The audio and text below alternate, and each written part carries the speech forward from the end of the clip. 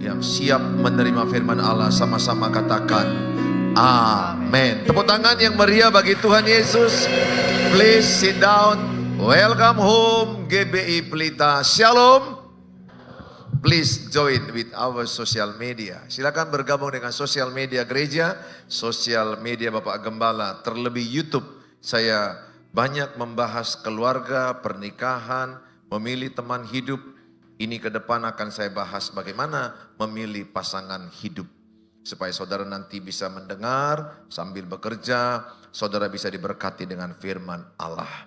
Saudara yang saya kasihi, hari ini kita belajar tema besar kita, bersaksi di marketplace, bersaksi di dunia kerja, di dunia nyata sehari-hari kita. Tapi di ibadah 6 ini saya beri tema, bekerja untuk Tuhan. Sama-sama katakan, saya bekerja untuk Tuhan. Bilang sebelahnya, bukan untuk uang. Pasti ada yang protes. Karena saya khotbahkan gitu di TikTok, di sosial media, ada yang protes. Pak pendeta ini munafik, Pak pendeta ini bacrit, pendeta juga butuh uang, pendeta khotbah juga untuk uang. No, saya tidak akan pernah mau khotbah untuk uang. Saya berkhotbah untuk Tuhan. Saya bekerja untuk Tuhan. Dan saya percaya Tuhan yang memberikan upah kepada saya. Bukan berarti saya anti uang. Saya mau uang, tapi uang bukan tujuan hidup saya. Uang adalah bonus pemberian Tuhan lewat pekerjaan saya, tapi bukan tujuan. Tujuan kita adalah bekerja untuk Tuhan. Kita belajar dari Nehemia 1 ayat 1 sampai kepada ayat 11. Saya baca ayat pertama, saudara baca ayat yang kedua. Riwayat Nehemia bin Hahalia, pada bulan Kislew tahun ke-20 ketika aku ada di Puri Susan. Ayat 2. Datanglah Hanani salah seorang dari saudara-saudaraku dengan beberapa orang dari Yehuda. Aku menanyakan mereka tentang orang-orang Yahudi yang terluput, yang terhindar dari penawanan dan tentang Yerusalem. Kata mereka kepadaku, orang-orang yang masih tinggal di daerah sana yang terhindar dari penawanan ada dalam kesukaran besar dan dalam keadaan tercela. Tembok Yerusalem telah terbongkar dan pintu-pintu gerbangnya telah terbakar. 4. Ketika aku dengar berita ini, duduklah aku menangis dan berkabung selama beberapa hari. Aku berpuasa dan berdoa ke hadirat Allah semesta langit. Kataku, ya Tuhan Allah semesta langit, Allah yang maha besar dan dahsyat, yang berpegang pada perjanjian dan kasih setianya terhadap orang yang kasih kepadanya dan tetap mengikuti perintah-perintahnya. 6. Berilah telingamu dan bukalah matamu dan dengarkanlah doa hambamu yang sekarang kupanjatkan ke hadiratmu siang dan malam bagi orang Israel. Hamba-hambamu itu dengan mengaku segala dosa yang kami orang Israel telah lakukan terhadapmu.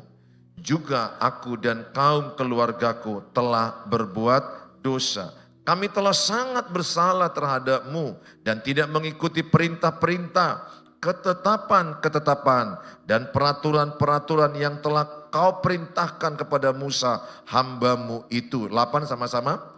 Ingatlah akan firman yang kau pesan kepada Musa hambamu itu, yakni bila kamu berubah setia, kamu akan kucerai beraikan di antara bangsa-bangsa. Tetapi bila kamu berbalik kepadaku dan tetap mengikuti perintah-perintahku serta melakukannya, maka sekalipun orang-orang buanganmu ada di ujung langit, akan kukumpulkan mereka kembali dan kubawa ke tempat yang telah kupilih untuk membuat namaku diam di sana. 10 sama. Bukankah mereka ini hamba-hambamu dan umatmu yang telah kau bebaskan dengan kekuatanmu yang besar dan dengan tanganmu yang kuat? Sama-sama 11. Ya Tuhan, berilah telinga kepada doa hambamu ini dan kepada doa hamba-hambamu yang rela takut akan namamu. dan biarlah hambamu berhasil hari ini dan mendapat belas kasihan dari orang ini. Ketika itu aku ini juru minuman raja. Saudara, kisah Nehemia membangun tembok Yerusalem yang rubuh dan pagarnya sudah terbakar. Nehemia ketika masa di mana Raja Babelonia, Raja Babel menguasai Israel, maka Israel terpecah dua. Yang pertama ada yang tersisa di Yerusalem, yang kedua ada di pembuangan namanya Babel, Babelonia. Di sana mereka itu 70 tahun di pembuangan. Kemudian Raja Persia menguasai Babel. Di Babel itu orang-orang Israel sebagian dibuang di sana. Namanya pembuangan. Karena Yerusalem sudah dikepung. Yerusalem sedang dikalahkan oleh Babel. Sehingga mereka terpencar. Dan terbagi-bagi sampai ke ujung langit dikatakan di sini. Mereka pergi kemana-mana. Israel itu baru negara yang terbentuk beberapa waktu yang lalu. Kalau tidak salah 1948 Israel ya. Setahu saya Indonesia 1945, berarti kita hanya beda 3 tahun. Coba salah seorang cek di Google dulu, tahun berapa Israel? 48 atau 65? 48 ya? Berapa? 48, berarti 48 beda Indonesia 3 tahun ya. Indonesia 45. Nah saudara, tahun 48 sebelumnya mereka itu udah gak ada negara. Dikuasai. Mereka udah terpencar diaspora. Mereka terpencar ke berbagai tempat. Tetapi janji Tuhan, kalau Israel mematuhi perintah Tuhan, maka mereka akan bersatu kembali. Dan saya melihat prosesnya terjadi.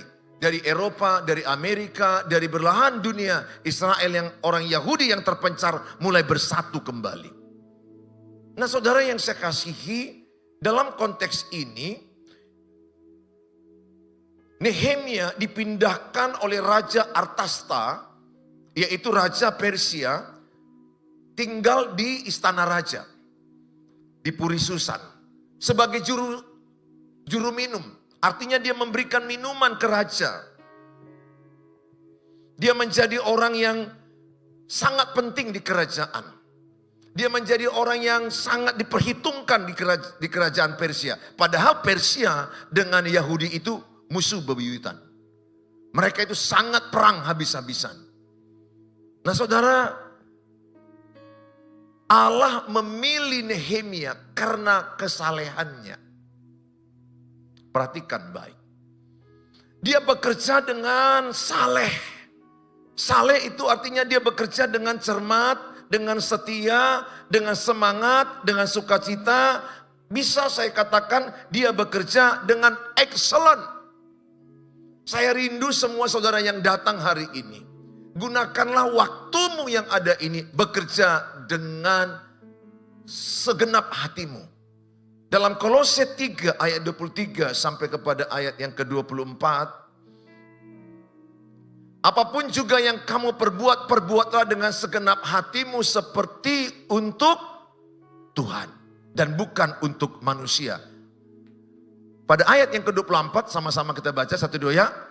Kamu tahu bahwa dari Tuhanlah kamu akan menerima bagian yang ditentukan bagimu. Sebagai upah, Kristus adalah Tuhan dan kamu hambanya. Coba sama-sama katakan, saya hamba Tuhan. Coba lihat dulu, itu kan ayatnya kan begitu. Kristus adalah Tuhan dan kamu hambanya. Siapa yang mau menjadi hamba Tuhan? Wah puji Tuhan. Kalian khotbah di sini dulu. Saya di situ bergantian kita. Semua mau jadi hamba Tuhan. Saya sangat bangga malam ini. Semua saudara mau menjadi hamba Tuhan. Tepuk tangan bagi Tuhan Yesus. Wow. Minggu depan dijadwal ya, jadi aser, dijadwal ya, jadi pembersih gereja, ya. Karena banyak orang mau tampil di depan tapi nggak mau kebersihan. Saya berharap saudara mengerti arti hamba Tuhan, apa artinya? kalau saya menjadi hamba daripada Misael. Saya jadi hamba Misael, itu artinya saya bekerja untuk Misael. Betul? Itu artinya ya. Berarti kalau saya hamba Tuhan, artinya saya bekerja untuk Tuhan. Siapa di sini yang mau bekerja untuk Tuhan? Belajar untuk Tuhan, pacaran untuk Tuhan. Nah, sama-sama dengan semangat katakan, saya hamba Tuhan. Bilang sebelahnya, sesama hamba Tuhan gak boleh sakit hati. Amin. Semua di sini hamba Tuhan. Artinya adalah bekerja untuk Tuhan, bukan untuk uang. Tapi kan butuh uang Pak Pendeta. Betul, butuh uang. Tapi kita bekerja untuk Tuhan. Upahnya dari siapa? Dari Tuhan. Kalau saudara bekerja untuk Tuhan, saya percaya engkau bekerja segenap hati. Engkau bekerja dengan segenap tenaga. Pengkhotbah 9 ayat 10. Supaya saudara bukan menjadi orang yang menggunakan tenagamu dengan malas-malasan. Jangan menggunakan waktumu sia-sia. Jadilah orang yang bekerja sekuat tenaga. Segala sesuatu yang dijumpai tanganmu untuk dikerjakan, kerjakanlah itu sekuat tenaga. Sama-sama angkat tangannya yang punya tangan. Katakan, apa yang dijumpai tanganku, ku kerjakan sekuat tenaga. Bekerja sekuat tenaga, belajar sekuat tenaga,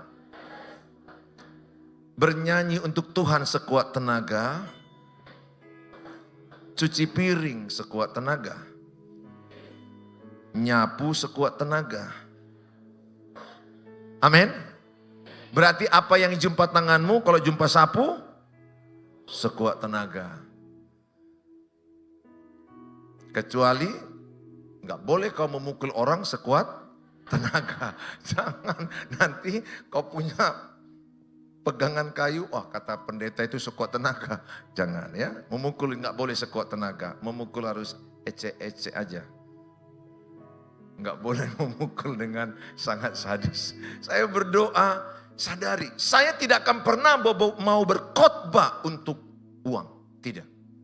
Saya sudah dites khotbah di desa yang tidak ada uang, tiket beli sendiri.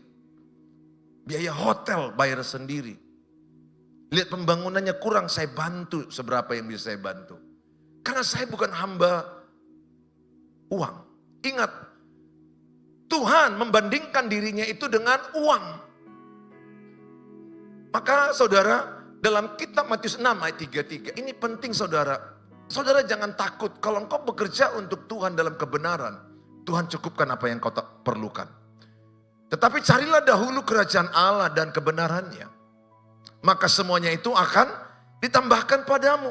Jadi kalau aku benar-benar bekerja untuk Tuhan, dan saya bekerja dengan benar, nggak usah takut, Tuhan akan tambahkan. Kira-kira begini, jangan kejar apa yang bisa datang sendiri. Itu siapa mudo? Jangan kejar apa yang bisa datang sendiri. Oke, aku tanya samamu. Kalau tanganmu sebagai tukang salon, mahir, enak. Ketika kau menyaloni, orang itu damai, senang. Dan hasil salonmu bagus, berkualitas, kau ramah, kau murah hati, rajin, mau menolong, dan engkau mengerjakan dengan segenap hati, dan hasil salonnya bagus. Kira-kira banyak nggak orang datang ke salon itu? Banyak. Kalau saudara tukang masak, chef di restoran, tukang masak, engkau mahir dalam memasak itu. Engkau masak dengan sungguh-sungguh, bersih, rapi, teliti, ramah, dan masakanmu enak. Harganya terjangkau. Kira-kira seandainya pun itu di sawah-sawah dibuat, datang nggak orang? Siapa yang pernah makan di restoran di tengah sawah? Yang nggak pernah ini, oh Tuhan, nggak pernah kalian makan di tengah-tengah sawah? Nanti cek di Google ya, cek nanti di YouTube, restoran di tengah sawah. Nanti baru kalian lihat, ih betul juga kata pendeta itu. Karena saya sudah ke sana. Di Jogja itu ada restoran di tengah sawah, di Binjai. Di Binjai yang dekat. Berkali-kali saya sama istri di tengah sawah, wih kiri kanan sawah. Sawah, makan, enak, penuh, ramai orang. Kenapa? Karena yang mengerjakannya itu dengan benar, bekerjanya dengan sungguh-sungguh berkualitas. Kalau engkau ahli IT, ahli program, you are a programmer. Mantap. Kira-kira datang nggak order? Dikejar nggak engkau? Nggak nanggung-nanggung, ilmumu nggak nanggung-nanggung. Mungkin pemilik Facebook juga, Mark Zuckerberg.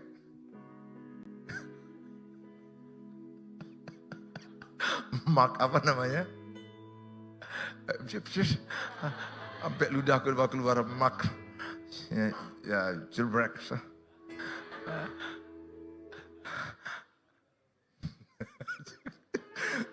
Mark Zuckerberg kata. Mr. Mark, pemilik Facebook. Kalau engkau dia tahu di Pelita 4 ini ada yang ngekos. Dan engkau ahli IT, ahli program. Kemudian kena kepada sosial medianya. Yang dia tunggu-tunggu. Dia langsung buru kau. Kenapa? Karena kau berkualitas. Kalau engkau berkualitas, uang akan datang. Kalau saya khotbah berkualitas, undangan akan datang. Saya nggak perlu minta-minta orang, khotbah dong, enggak. Saya jujur, saya menolak banyak khotbah. Jadwal khotbah Natalku Desember ini sudah penuh. Bukan aku mau membanggakan itu, bukan. Aku hanya beri contoh. Kalau aku khotbah gugup, bingung, error, gimana orang undang saya? Tapi untuk saya bisa seperti ini puluhan tahun. Pernah gugup, pernah takut lihat orang. Apalagi lihat orang dengar khotbah saya muka melotot, begini takut sekali saya lihatnya. Dan pernah juga aku jadi gugup karena 3 di depan tidur. Udah bangun dia. Pernah loh, saya khotbah tidur 3 di depan. Aduh sial kali lah Tuhan. Jadi grogi kita kan. Tapi kalau orang yang sudah senior berkhotbah, mau tidur pun dia, kayak tadi, udah bangun dia. Cara membangunkannya itu dengan joke. Karena ada orang bilang, enak di gereja ini, langsung tidur aku. Apalagi kalau dia khotbah, aduh 5 menit pertama nguap 5 kali, menit ke-10 aku udah nyenyak. Ada loh orang yang menyukai pendeta seperti itu. Aku gak suka dengan pendeta Suheri karena dibangunkannya kalau tidur.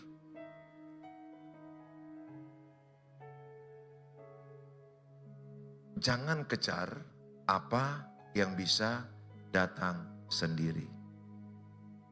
Gula kalau ada, semut datang. Betul?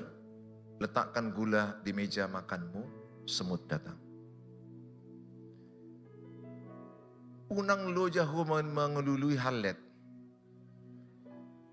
Artinya, jangan kau capek mencari cewek.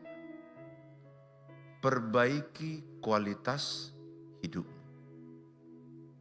Kalau hidupmu berkualitas, akan datang yang berkualitas.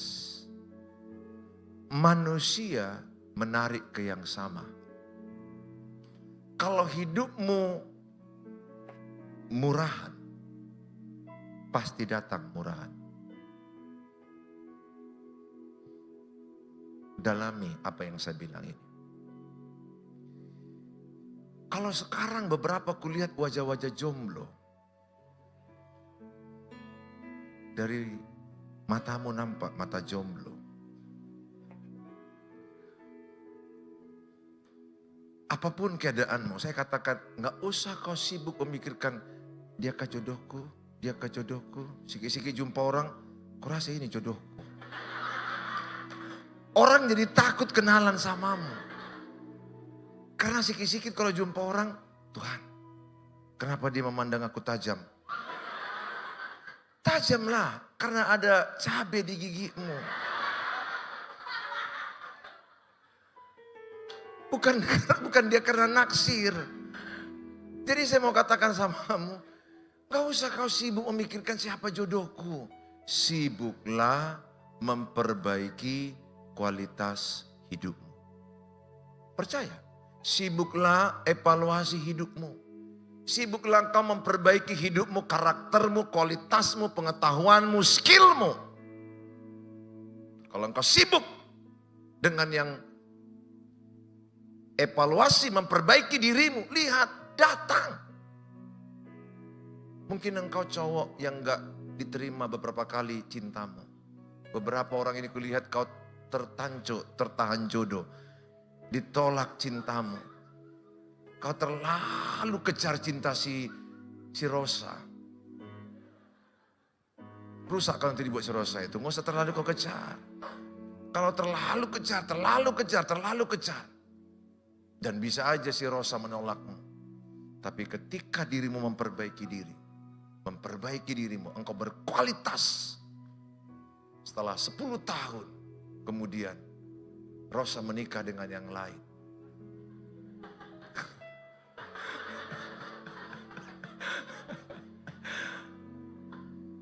Jangan dulu ketawa. Rosa menikah dengan yang lain, akhirnya kau menikah dengan Leni.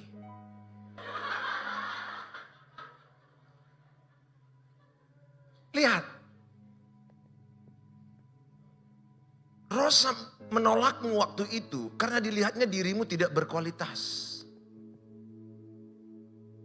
Skillmu gak ada. Apalagi spirit mediocre, setengah-setengah.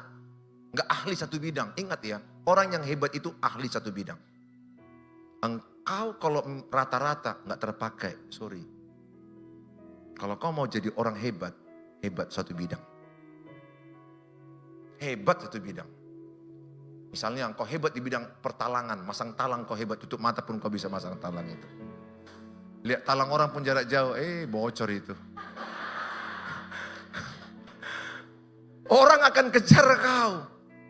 Karena kau maestro talang. Sehingga orang lihat wajahmu kayak talang. Karena kau pakar di pertalangan. Jarak jauh aja kau lihat, gak benar itu masangnya, lemnya itu kurang, gak pas. Salah itu. Dan benar, apa yang kau bilang benar. Karena kau sudah pakar. Akhirnya, setelah kau memperbaiki dirimu, Leni menjumpaimu dan jadilah kalian menikah. Rosa menyesal. Karena kau jadi sang maestro. Orang yang berkualitas. Loh, banyak lu cerita itu. Oh ya. Makanya jangan cepat-cepat kau tolak. Mana tahu dia sedang proses. Betul nggak saudara? Telur ulat kepompong kupu-kupu. Kan nggak langsung telur jadi kupu-kupu. Kan ulat dulu dia. Jadi mana tahu yang kau lihat itu si lamhot masih kupu-kupu, masih ulat dia. Belum jadi kupu-kupu. Ya, banyak orang yang menyesal. Pesan saya sama saudara, sibuk memperbaiki dirimu. Nggak usah kejar apa yang bisa datang sendiri.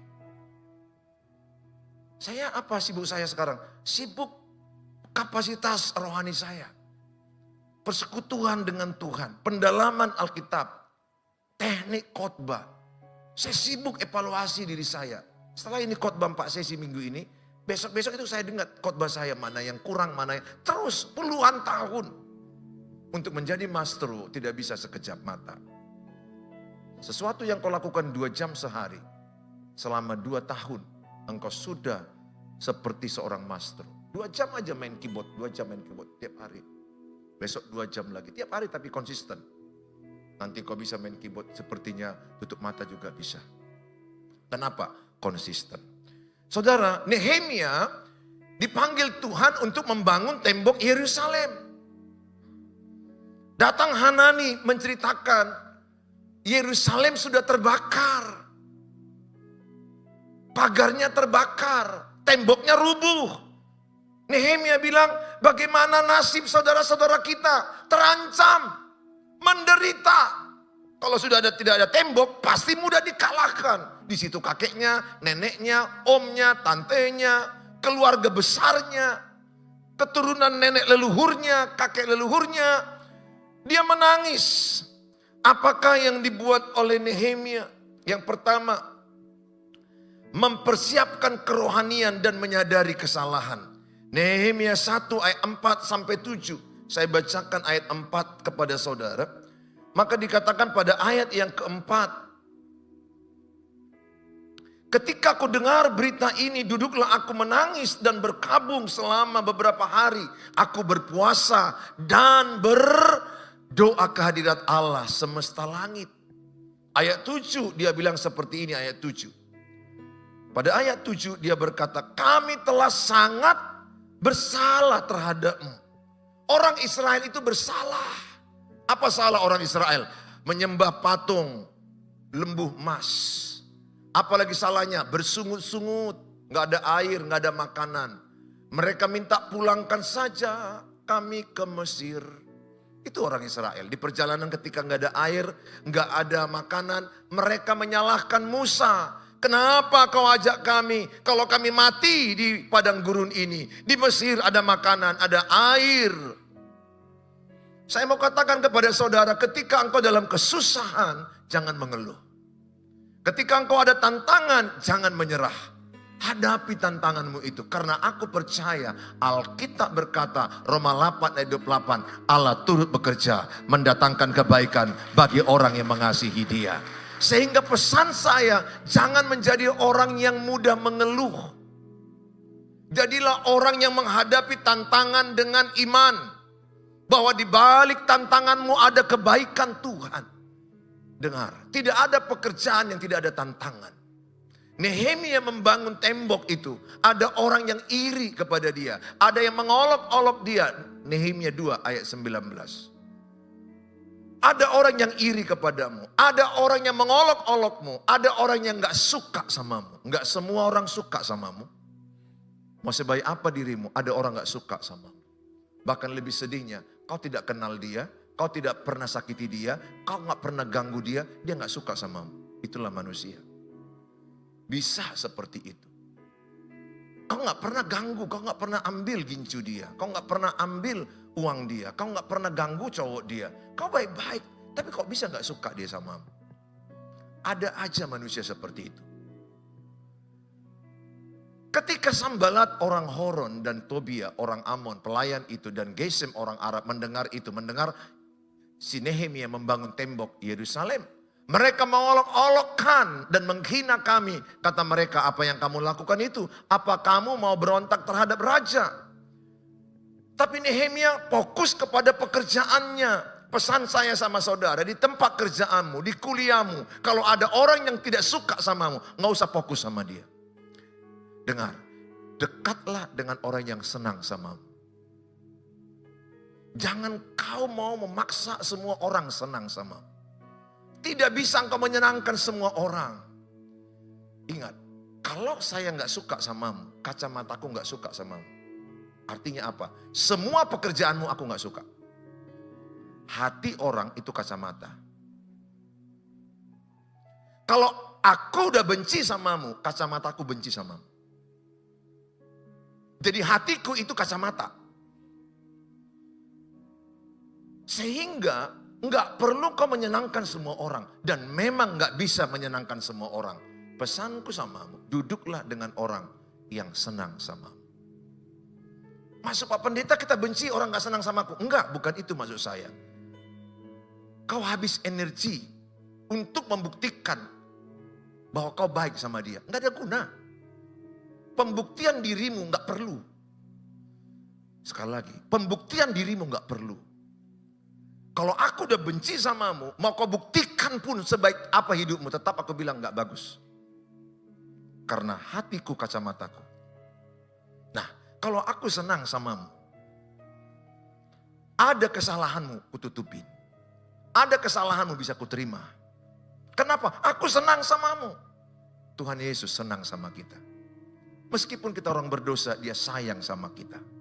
Dia benci dosa, tapi sayang orang berdosa. Sehingga kacamata Tuhan Yesus itu yang kupakai melihat orang. Oleh karena itu saya mengatakan nama saudara. Dalam pekerjaan ketika ada orang mengejekmu, iri, mengolok. Ingat ya, Yakobus 3 ayat 16. Iri hati akar kejahatan. Sehingga pesan saya, jangan ada iri hati di hatimu. Sebab di mana ada iri hati dan egois, mementingkan diri sendiri, di situ ada kekacauan dan segala macam perbuatan jahat. Saya berdoa, kalau ada orang lain sukses daripadamu, jangan iri. Ingat, tidak mudah bagi orang menerima kemajuan orang lain. Walaupun itu sahabatmu, temanmu, belum tentu mudah. Tapi orang yang dalam Tuhan Yesus, dia bebas iri hati. Dia senang melihat orang lebih maju dari dia. Tapi ini yang sulit zaman sekarang. Engkau cantik, belum tentu semua orang senang dengan kecantikan. Bahkan dia lebih suka kalau engkau pas lagi masak ikan goreng mapulta mabalanga. Pecahlah kuali itu, kenalah mukamu sebagian belang-belang dan jadi kayak zebra. Ya, ada orang yang menunggu kejatuhan. Enggak semua, enggak semua. Tapi carilah temanmu yang tulus. Orang tulus itu bisa kau rasakan dari intonasi, mimik, wajah, postur tubuh. Kita tahu ini tulus mengasihi kita. Kalau engkau dekat dengan Tuhan, kau bisa getaran orang tulus itu. Dan sebaliknya kau bisa terima getaran orang yang bulus. Orang yang bermuka dua. Orang yang di depanmu kau diangkat, di belakangmu kau dijatuhkan. Bisa. Saya belajar itu. Sehingga aku belajar cepat mengenal orang. Ini kira-kira tulus atau bulus. Ini kira-kira orang yang murni atau bermuka dua. Orang yang murni dan tulus, getarannya itu energinya bisa kita rasakan. Oleh karena itu ketika di pekerjaan seperti Nehemia diolok-olok, dia nggak fokus dengan orang yang mengolok-olok dia. Dia fokus menyelesaikan tembok Yerusalem. Dan dia menyelesaikannya. Jangan fokus dengan orang yang iri padamu. Jangan fokus dengan orang yang tidak senang padamu. Sepanjang yang kau lakukan itu benar menurut Alkitab. Motivasimu benar, caramu benar. Dan kau tidak mengganggu dia. Ya sudah, dalam pekerjaan selalu ada jegal-menjegal. Selalu ada orang yang ingin kejatuhan kita. Dalam kitab Kejadian 50 ayat 20. Ini penting. Yusuf diraka-raka abangnya supaya jatuh dan mati. Tapi Yusuf diraka-raka Tuhan untuk bangkit dan naik. Banyak tangan ingin menjatuhkan Yusuf. Satu tangan mengangkat Yusuf. Dengar, jangan izinkan hanya pendapat satu orang engkau lemah. Kau tidak hidup dari dia, kau tidak makan dari dia, kau tidak berpengaruh atas dia. Dan ingat, sorga gak lewat rumah dia. Sehingga tidak ada kewajiban mendengar dia. Memang kamu telah mereka-reka yang jahat terhadap aku.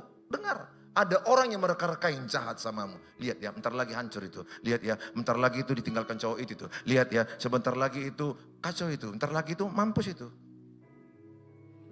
Itu manusia loh. Meraka-raka yang jahat. Lihat usahanya itu, bentar lagi tumpur itu. Lihatlah mukanya itu, jeleknya bukan main. Padahal dia lebih jelek. Memang kamu telah mereka-reka yang jahat terhadap aku. Tetapi Allah, apa dikatakan? Telah mereka-rekanya yang untuk apa? Kebaikan. Dengan maksud apa? Melakukan seperti yang terjadi sekarang ini. Yakni memelihara hidup suatu bangsa yang besar. Jadi Yusuf direka-reka abangnya mati, gagal, hancur. Jauhi orang yang tidak suka dengan kesuksesan. Kau perlu energi positif. Jauhi orang energi negatif. Ingat ya, manusia itu memberi energi. Bukan hanya Tuhan, manusia. Untuk apa kau dekat dengan orang energi negatif? Toksik, munafik, menghancurkanmu, menggosipmu, memfitnahmu. Dan yang paling tidak disuka Tuhan apa? Dosa munafik. Itu di Alkitab kejijikan di mata Tuhan. Apa itu munafik? Di depanmu dia baik, di belakangmu kau dihancurkan. Jauhi. Kau gak berkewajiban menolong dia. Tuhan yang menolong dia, bukan kau. Engkau bukan penyelamat hidup. Tuhan Yesus penyelamat hidup. Waktu ini singkat. Berteman dengan energi positif. Kalau engkau berteman dengan siapa, itu energi. Saya banyak berteman dengan hamba-hamba Tuhan hebat di YouTube. Kalau bisa dengan duduk sama, puji Tuhan. Tapi di YouTube saya berteman dengan hamba-hamba Tuhan yang saya tahu sudah duluan berhasil. Sekali lagi, jangan fokus sama orang yang mengolok-olokmu. Fokuslah untuk pekerjaan Tuhan. Itu yang dibuat Nehemia. Dan berdoa, di poin pertama dikatakan tadi, berdoa, mengevaluasi diri. Jadi apa yang kau kerjakan, doakan. Doakan tempat kerjamu. Doakan kotamu, doakan bangsamu. Dan jangan membuang ludah di piring nasimu. Artinya apa? Jangan kau memburuk-burukkan tempat kerjamu. Ini yang banyak kejadian. Kerja dia 5 tahun di situ, tapi diburuk-burukkannya. Kayak mana tempat kerjaanmu? Nggak usah kok ke situ. Gak manusia itu. Maksudnya apa? Pelit. Judas. Gak bisa kau libur. Kacau itu. Terus kau tanya, udah berapa tahun kau kerja? 5 tahun. Terus kau tanya lagi, masih mau kerja?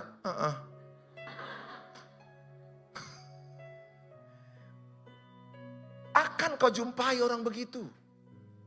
Ingat, kalau kau tidak suka, keluar.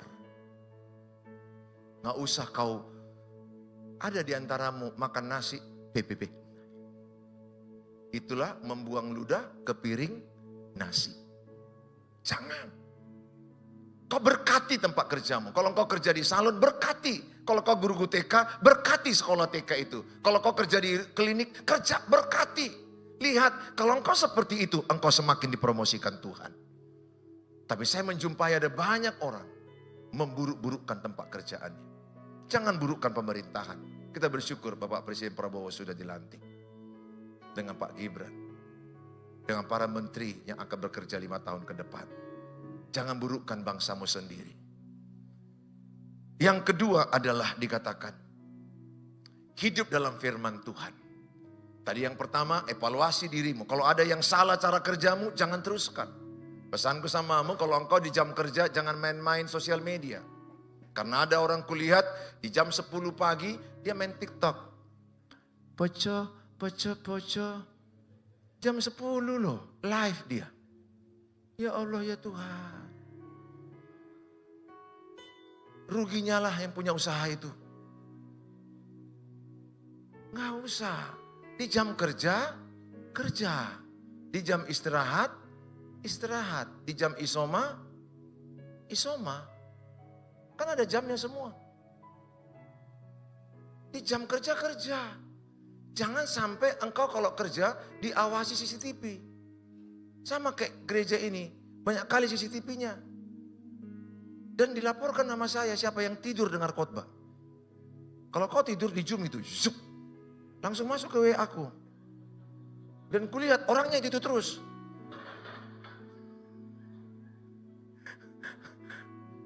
Ku bilang kok ini terus kau laporkan. Ya apa boleh buat Pak, ini terus yang dapat dalam CCTV kita. Ini kan dipoto ini Zoom ya kan. Zup. Nah, kalau kau dengar khotbah di sini, jangan tidur, kena Zoom. Udah di Zoom, dipoto, track, dikirim ke Pak Gembala. Untuk diapain? Didoakan supaya jangan tidur dengar khotbah. Udah bangun dia, puji Tuhan. Pesanku sama saudara, saya ajak semua sama saudara, kalau bekerja di jam kerja, kerja. Ada orang kerja di jam kerja, pas pinjer datang. Habis pinjer ke mall. Pas mau pulang pinjer lagi. Dan di jam kerja dia di mall. Ingat, bekerja untuk siapa? Untuk Tuhan. Jujur, jangan ambil barang yang tidak perlu kau ambil. Ini enggak kertas-kertas, mumpung gratis, oh kertas. Makanan, oh masukkan. Kalau dia perawat obat pasien pun diambil, bermatianlah pasiennya, betul. Serius loh. Ada perawat yang ketangkap ngambil obat pasien. Saya kan dokter. Yang disuntiknya udah lain. Kasihan. Kenapa? Mencuri. Tidak jujur. Rakus. Saya ajak sama saudara, bekerja untuk Tuhan, bekerja benar, bekerja sungguh-sungguh. Kalau engkau bekerja benar, bekerja untuk Tuhan, yakinlah upamu dari Tuhan Yesus. Amin saudara. Upamu dari Tuhan Yesus. Doakan tempat kerjaanmu. Mari kita datang kepada Tuhan Yesus.